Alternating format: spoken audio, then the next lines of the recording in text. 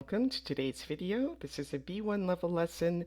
Today we're going to be talking about vocabulary surrounding jobs and professions, and we'll also be working on the modal verbs can and must and things like that. All right, so how many different professions can you see here, and what do these people do each day? So see if you can maybe take a minute and write down as many of these as you think that you know in English.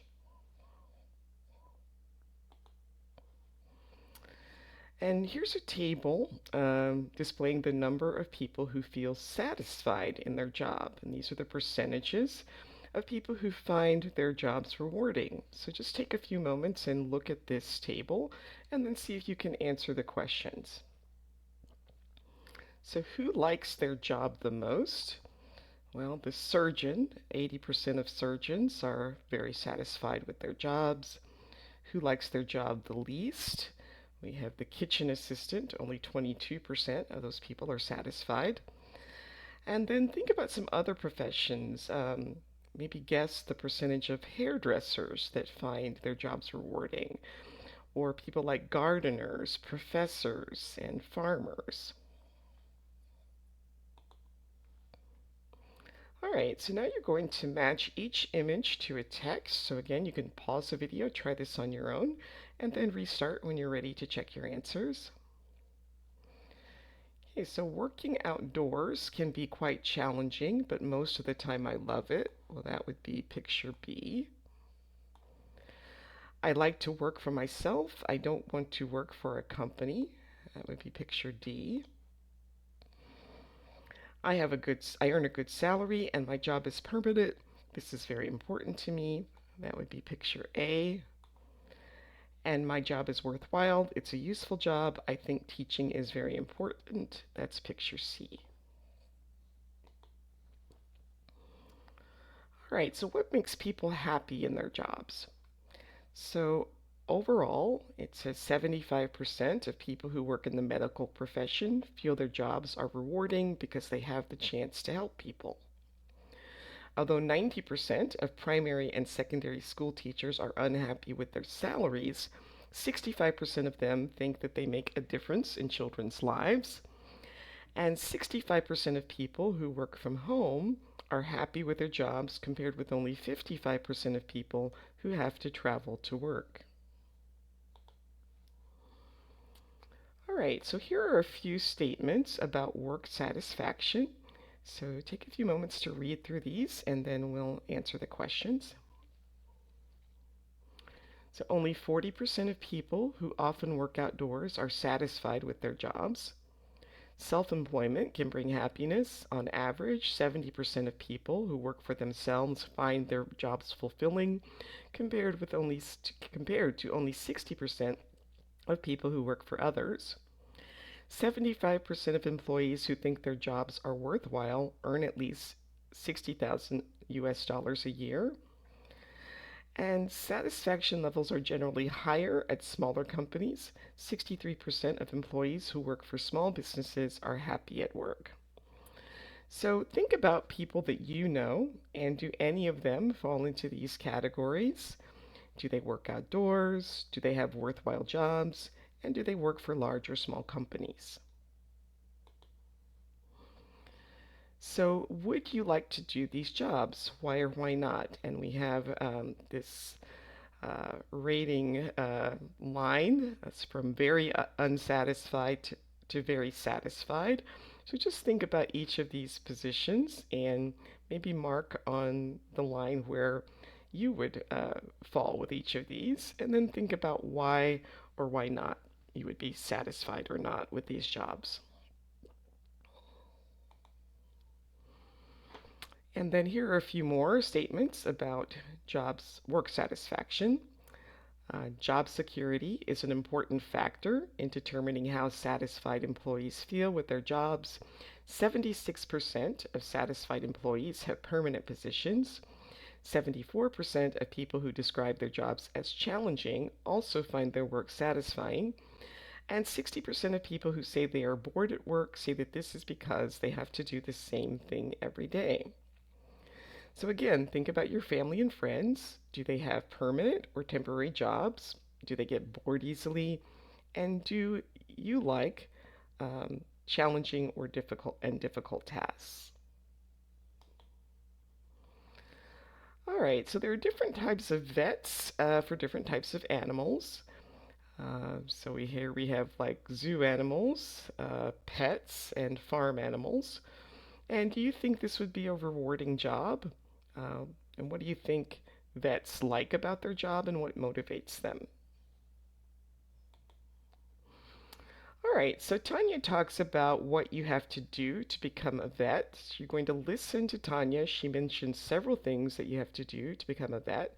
So you're going to be listening for what are those things? My name's Tanya, and I'm a vet. If you are thinking about becoming a qualified vet, I have to warn you that it takes quite a while. First, you have to complete a bachelor's degree.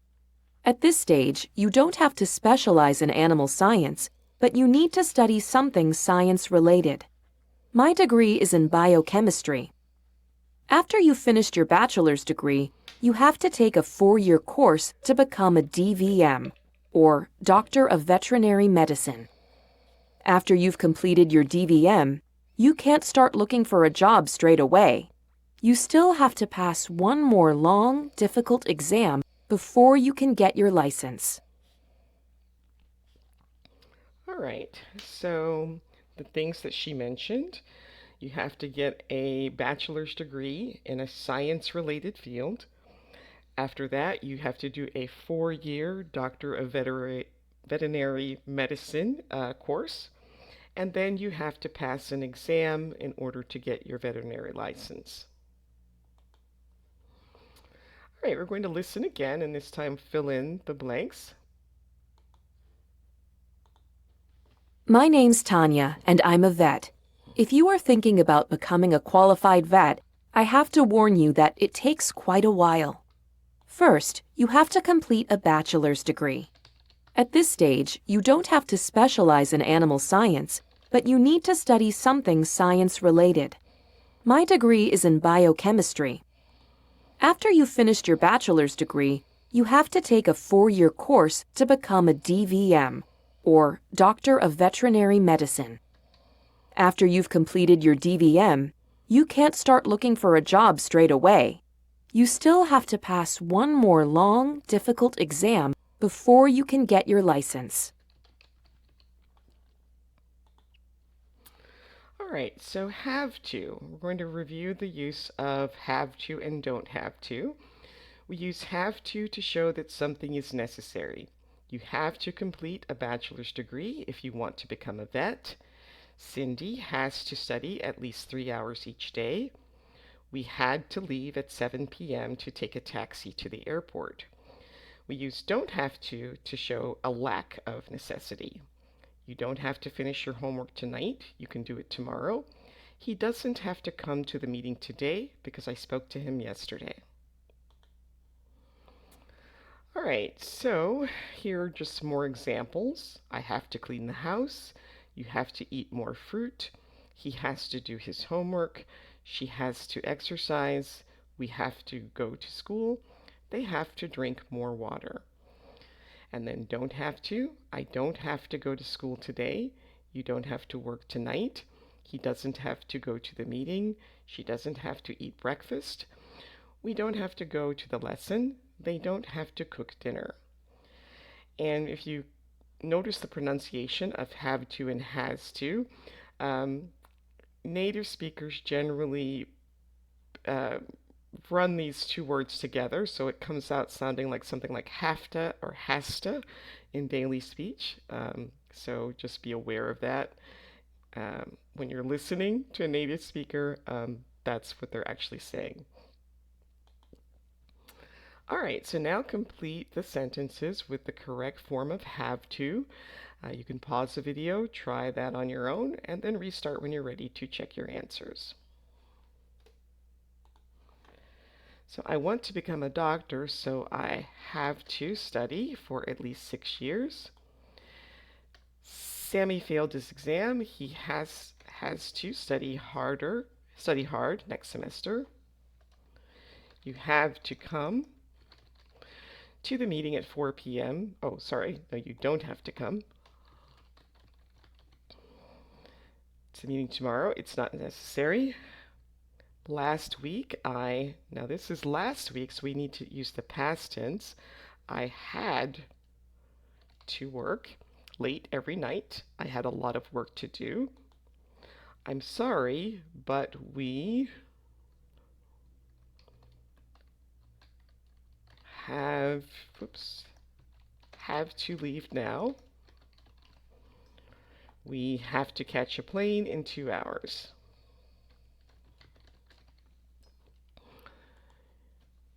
You know, you don't have to eat meat. You can live well as a vegetarian. Tony plans to run a marathon next month, so he has to run at least 5 times a week for training. All right, so now we're going to listen to Tanya talk a little bit more about her job. So you're going to listen and then answer these questions.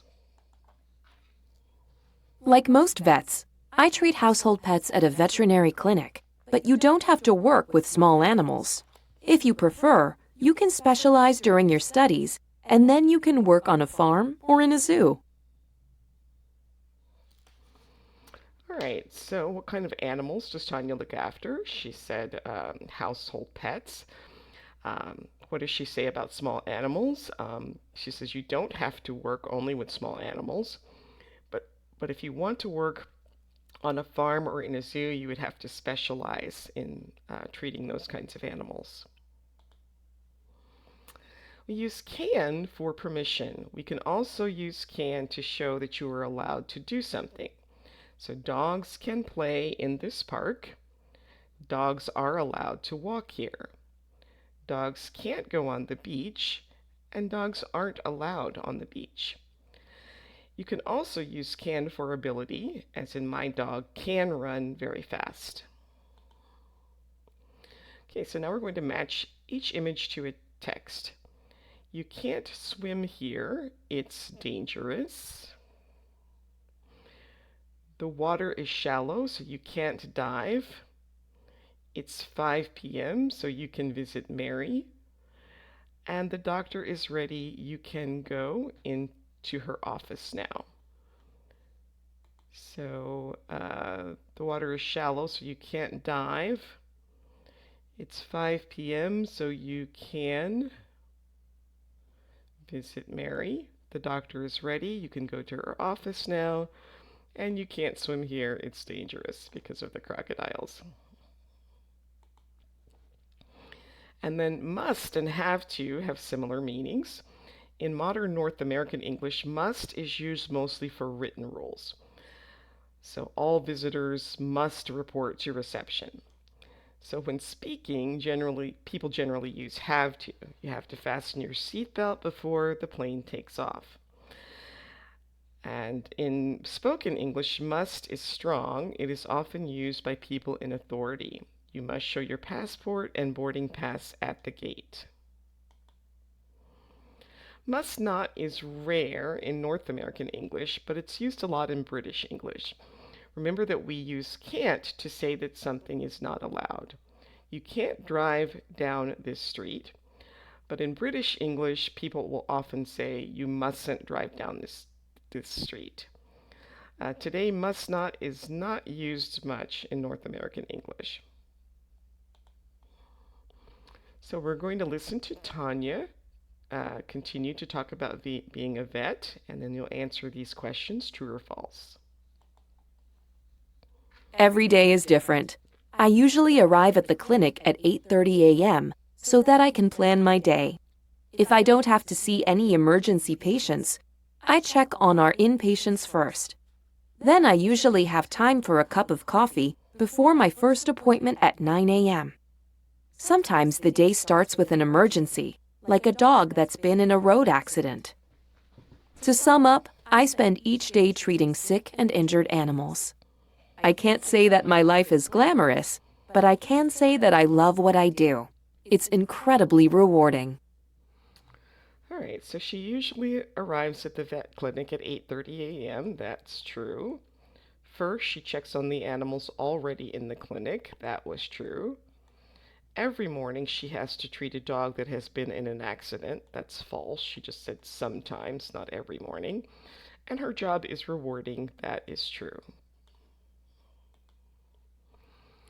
So we're going to look at the written rules in Tanya's office and check them into change them into spoken English using have to or can't. So here's an example. You must report to the reception desk would become you have to report to the reception desk. So large dogs must be on a leash. You could also say large dogs have to be on a leash. You must turn off your cell phone in the office becomes you have to turn off your cell phone in the office. Small pets must be on their owner's lap or in a cage. So small pets have to be on their owner's lap or in a cage. And you must not smoke in this building would be you can't smoke in this building. All right, so now complete each sentence with a form of have to or can. You can pause the video, try that on your own, and then restart when you're ready to check your answers. Joseph works as a nurse. He often has to work late at night. Tony works from home, so he can wear casual clothes every day. Celia is a chef. She has to clean her hands many times a day. Roger lives in London, but works for an office in Sydney. He can work from home, but he has to start at 10 p.m. because it's 9 a.m. in Sydney. Sally works for a famous fashion brand. She can't wear casual clothes to the office. She has to wear elegant clothing. Sam is a writer, so he can work anywhere. He doesn't have to work in an office. All right, so now think about these jobs. What can they do? What do they have to do? And what can't they do? And that brings us to the end of today's video. Please like, subscribe, share, or leave a comment, and I hope to see you next time. Thanks for watching. Bye.